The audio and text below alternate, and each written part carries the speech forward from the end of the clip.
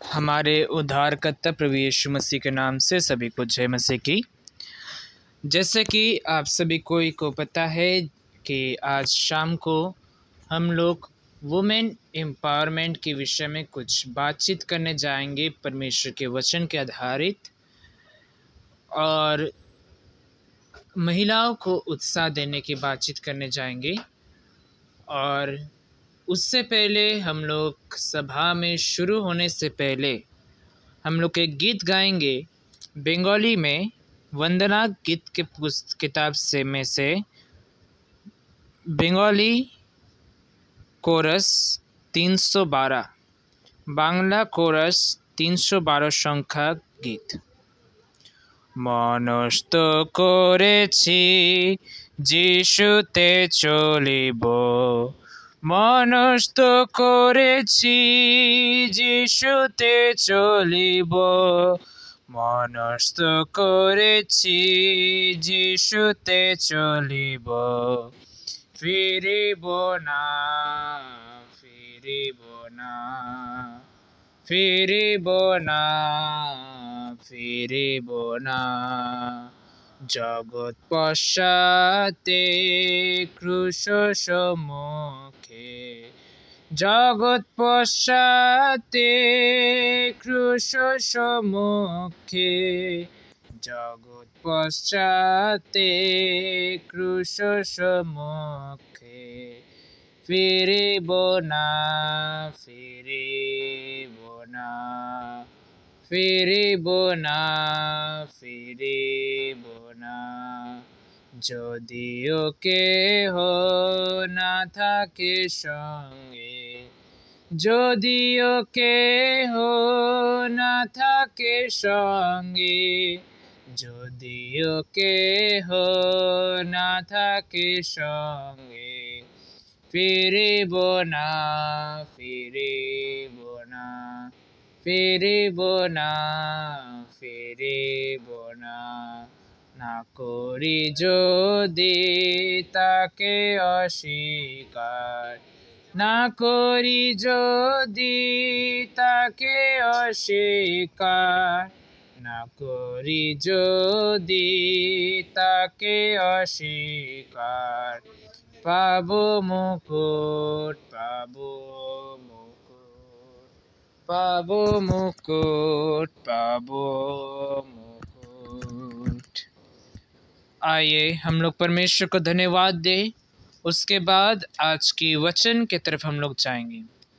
स्वर्ग में महान जीवित, अति करुणामय, जीवित अनुग्रहकारी पिता परमेश्वर, धन्यवाद देते हैं आज के इस सुंदर दिन के लिए जो तूने हमें सौंपा है। प्रभु जी, महान करने पिता परमेश्वर, आज के इस दिन को बहुत कोई नहीं देख पाए हैं, लेकिन तूने हमारे जैसे लोगों को चुना है इसलिए देखने के लिए, इसलिए धन्यवाद देते हैं। हमें अभी तक संभाल के रखा है इसलिए धन्यवाद देते हैं।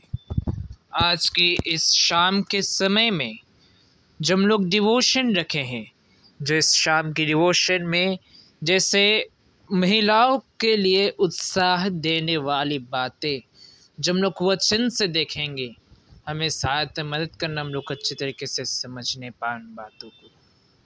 सारे आदर और महिमा के साथ ये प्रार्थना तेरे इकलौते पुत्र, हमारे इकलौते उद्धारकर्ता, शीघ्र ही में आने वाले प्रभु यीशु मसीहा के नाम से मांगते हैं।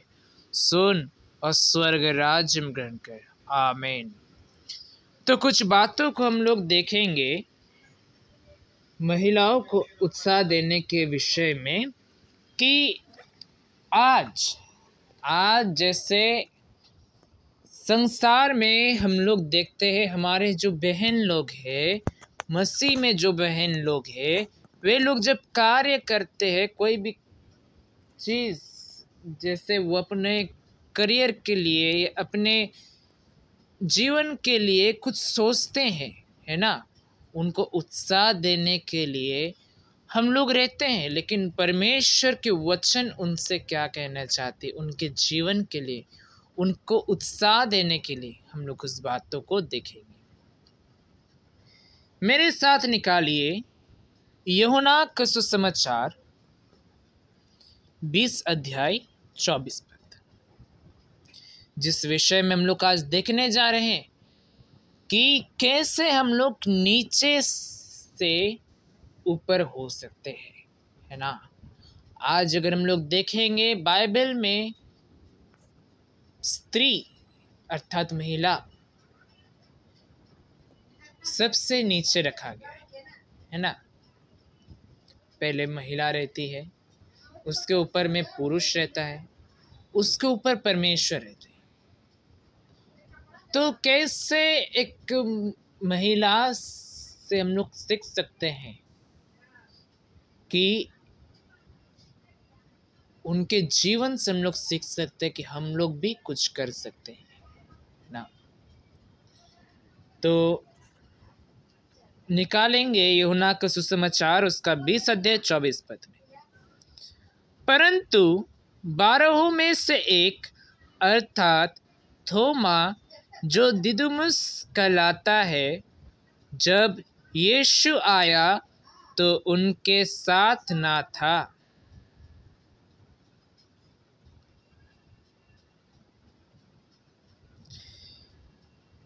जब हम लोग थोमा के विषय में पढ़ते हैं, जो प्रभु यीशु मसीह के 12 चेलों में से एक था, उसके जीवन से हम लोग देखते हैं कि उसका बहुत डर था। उसके जीवन में बहुत डर थी। कोई भी काम अगर वो करता था तो उसको बहुत डर लगती थी। उसका अंदर विश्वास नहीं था, उसका अंदर परमेश्वर का भय नहीं थी। जब प्रभु यीशु मसीह मारा गए, जब तीसरे दिन मृतकों में से वे जी उठे, है ना, थोमा को बहुत डर लगी। कैसे हो सकता है कि प्रभु यीशु मसीह जीवित है? मर गया था, ये हो ही नहीं सकता। मैं उसको छूऊंगा तो तभी मुझे विश्वास होगा कि वो प्रभु यीशु मसीह जीवित है। उससे पहले मुझे विश्वास ही नहीं होगा। आज हमारे जीवन में भी वही है। आज हम लोग अपने जीवन को परखेंगे, आज हमारे जीवन में भी वही है। हम लोग जल्द से कोई भी बात हम लोग विश्वास नहीं करते, विशेष रूप से परमेश्वर को बात तो विश्वास ही नहीं करते। और परमेश्वर को वचन में ऐसा लिखा रहेगा कि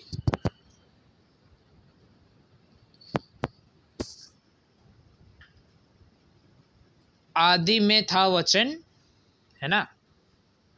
अब वो सोचेंगे, लोग सोचेंगे आदि में वचन कैसे हो सकता है? वचन तो बाइबल में है, आदि में कैसे हो सकता है? उस समय तो मनुष्य भी सृष्टि नहीं हुई, तो वचन आएगा कहाँ से? लोगों का ऐसा सोच है। जो लोग परमेश्वर का भय नहीं मानते हैं, जो लोग परमेश्वर की आदर नहीं करते हैं, उनके जीवन में ये डर भय रहती है कि प्रभु यीशु मसीह जीवित कैसे हो सकता है? जो इंसान मर जाता है, जो एक बार कब्र में उसको डाल दिया जाता है, वो फिर से कैसे जीवित हो सकता है? आज अगर आप संसार को परखेंगे तो एक ही बात आपके सामने आएगी, वो ये है कि कोई इंसान अगर मर गया और अचानक अगर आपके सामने आ गया तो एक ही चीज़ है कि वो कौन है? भूत है, दुष्ट आत्मा है आपके सामने, उससे ज़्यादा कुछ नहीं। हम लोग एक और वचन निकालेंगे, यूहन्ना रचित सुसमाचार उसका 18 अध्याय 15 से लेकर 18 पद तक हम लोग देखेंगे। यहाँ पर पतरस का इनकार के विषय में लिखा रहता है। शमौन पतरस और एक अन्य चेला भी यीशु के पीछे हो लिए। यह चेला महायाजक का जाना पहचाना था, इसलिए वह यीशु के साथ महायाजक के आंगन में गया। परंतु पतरस बाहर द्वार पर खड़ा रहा। तब वह दूसरा चेला जो महायाजक का जाना पहचाना था बाहर निकला और द्वारपालिन से कहकर पतरस को भीतर ले आया। उस दासी ने जो द्वारपालिन थी पतरस से कहा, कहीं तू भी इस मनुष्य के चेलों में से तो नहीं है? उसने कहा, मैं नहीं हूँ।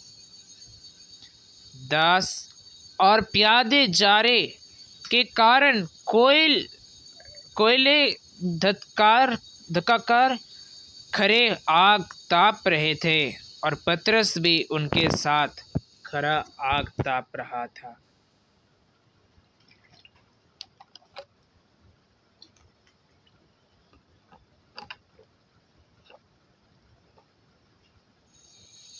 क्या कह रहा है?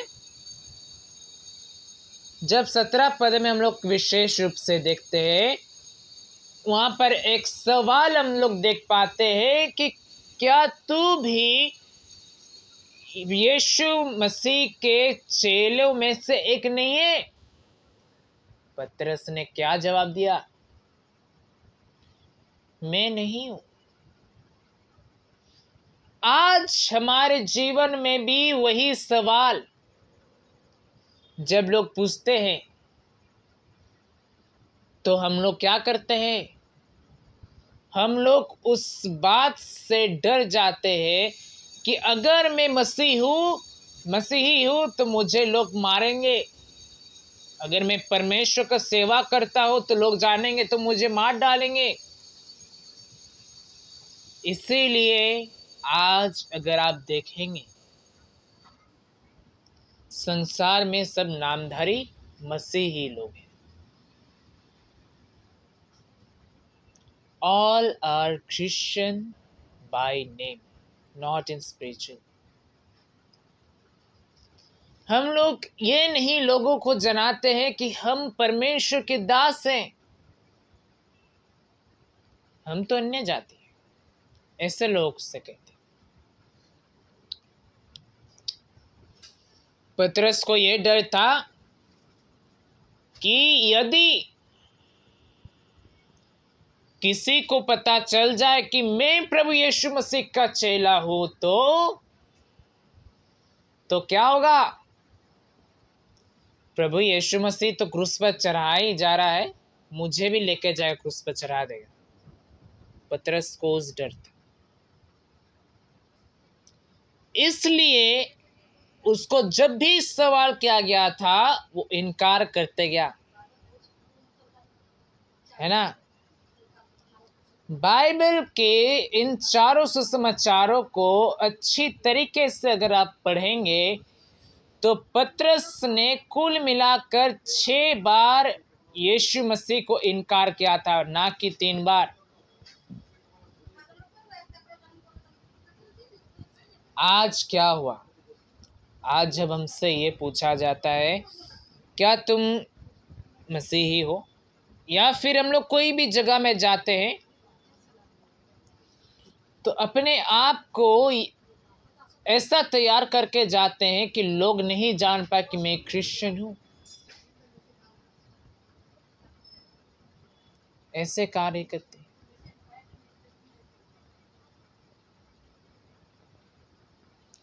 एक और पद हम लोग निकालेंगे, है ना। एक और पद हम लोग निकालेंगे, मत्ती का 26 अध्याय, मत्ती रचित सुसमाचार उसका 26 अध्याय 47 से लेके 50वीं आयत तक।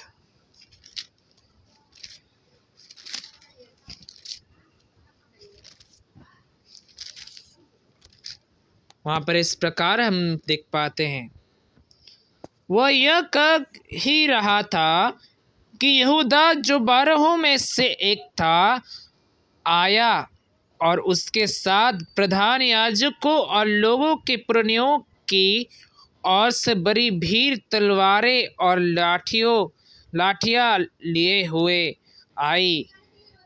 उसके पकड़ने वाले ने उन्हें यह संकेत दिया था, जिसको मैं चूम लूँ वही है, उसे पकड़ लेना। और तुरंत यीशु के पास आकर हे रब्बी नमस्कार और कहा, हे रब्बी नमस्कार, और उसको बहुत चूमा।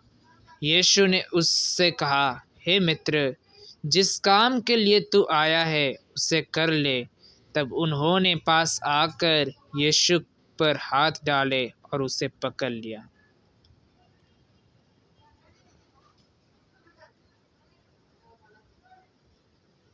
अब इसने क्या किया? इसने एक और महान कार्य किया कि प्रभु यीशु मसीह को पकड़ा दिया। किसके बदले? 30 चांदी के सिक्के के बदले, 30 चांदी के टुकड़े के बदले प्रभु यीशु मसीह को रेफर कर दिया। आज संसार में ऐसे लोग, ऐसा परिवार बहुत से हैं कि परमेश्वर के काम को तुच्छ मानते। पैसों के लिए वे लोग नौकरी कर लेंगे, नौकरी चाकरी बिजनेस कर लेंगे, लेकिन परमेश्वर की सेवा नहीं करेंगे, क्योंकि उनको पता है कि ये जो मैं कार्य करने जा रहा हूँ, मेरे मंथली पेमेंट 3 से लेकर 4,000 रुपये तक की आएगा। नौकरी करूँगा तो 10,000 तो कम से कम आएगा, है कि नहीं?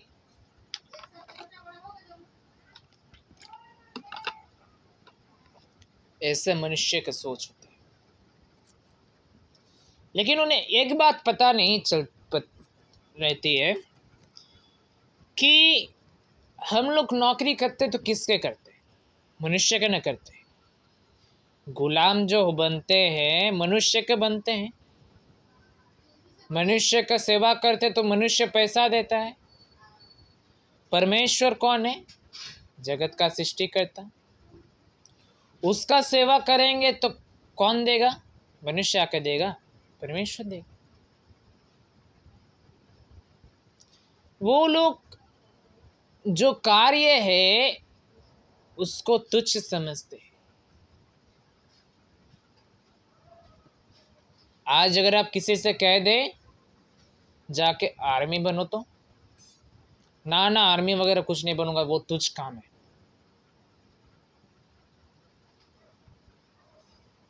है ना? ठीक है, वैसे परमेश्वर काम भी वैसे ही है। लोग आज तुच्छ जानते हैं।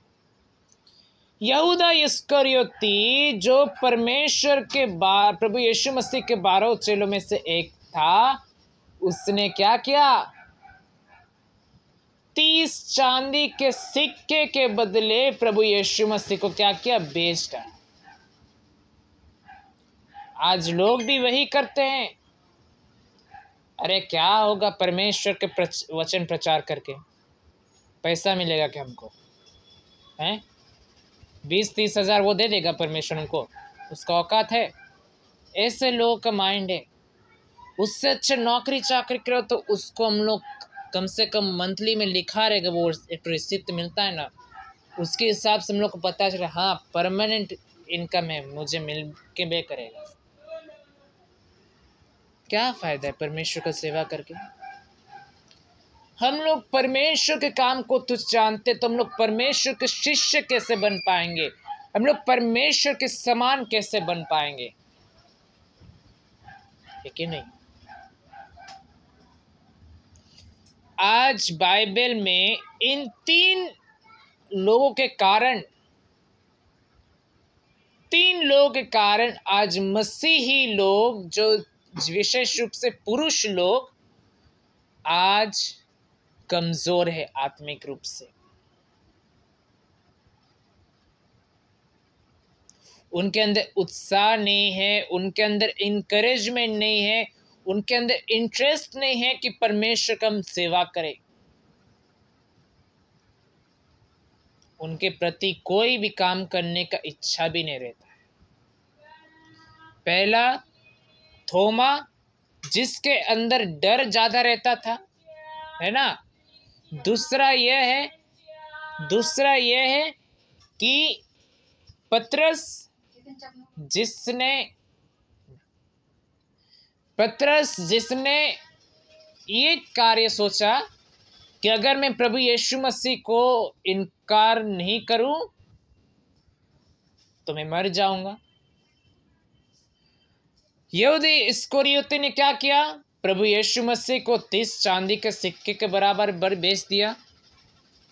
आज अगर आप देखेंगे, अपने जीवन को परखाएंगे, तो इन तीनों के जीवन के जो गुण हैं आपके और हमारे अंदर मिलेगी,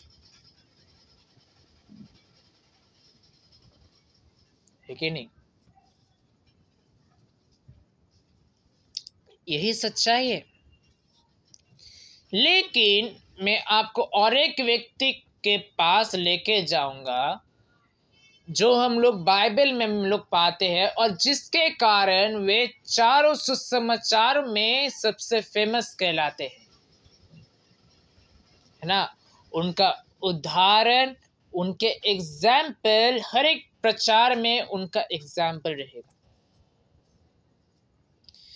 निकालिए मेरे साथ योना का सुसमाचार, उसका 20 अध्याय 1 से लेके 18 पद तक हम लोग देखेंगे। पूरा अध्याय हम लोग नहीं पढ़ेंगे, लेकिन हम लोग कुछ बातों को वहां से देखेंगे।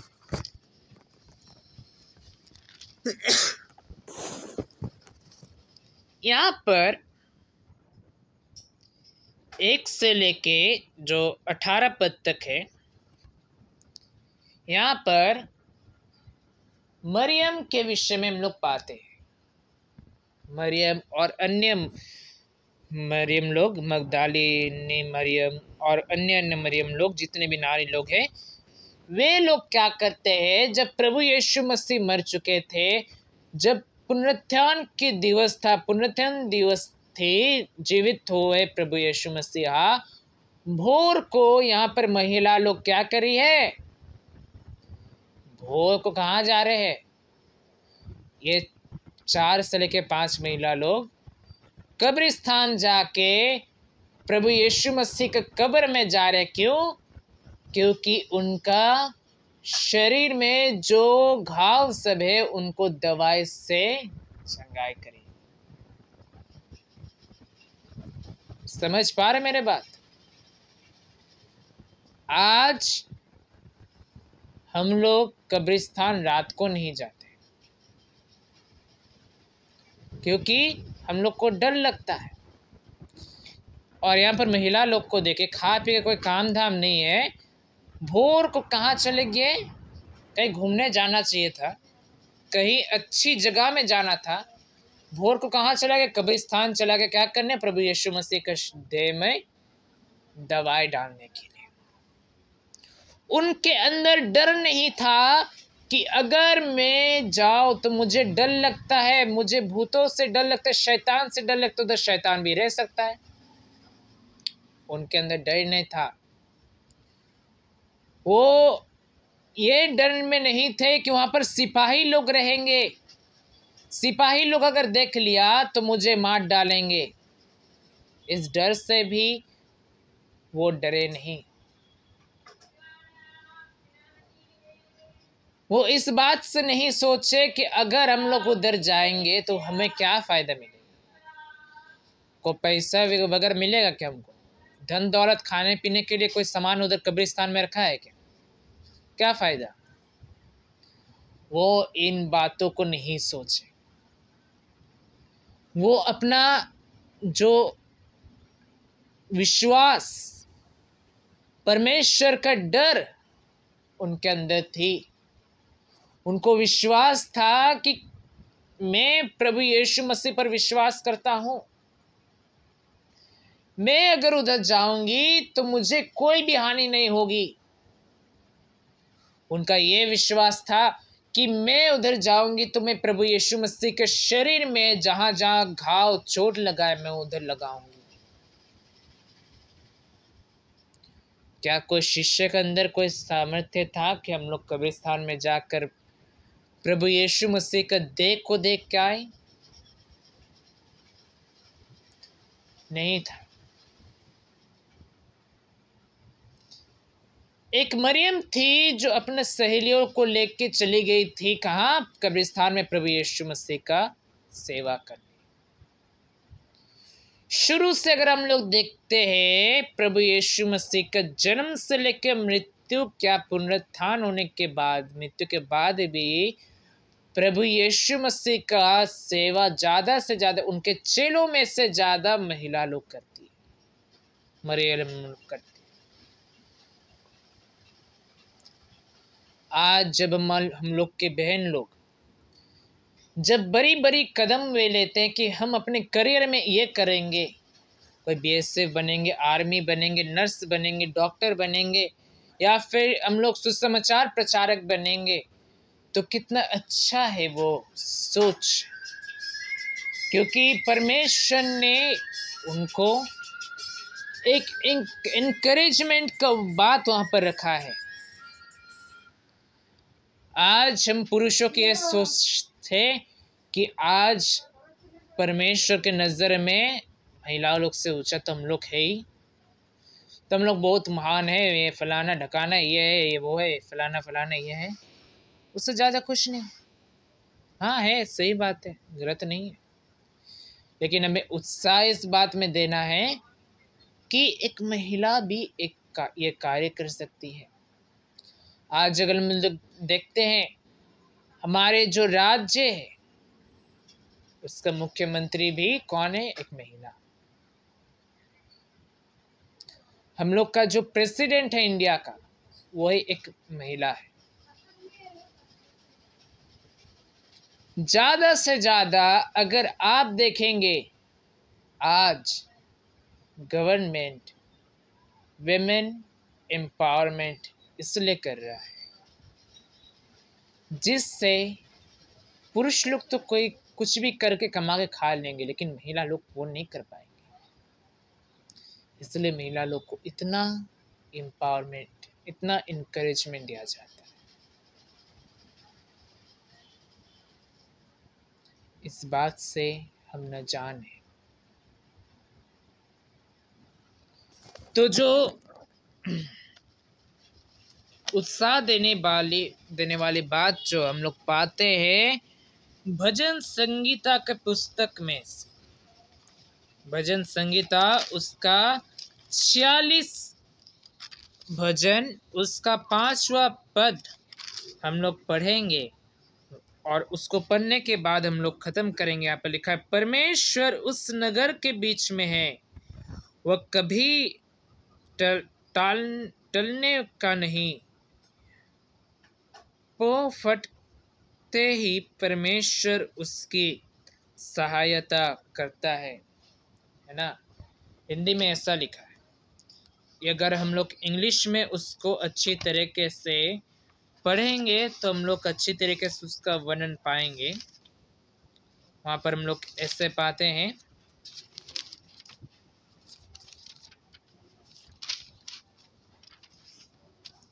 कि God is in the midst of her, she shall not be moved.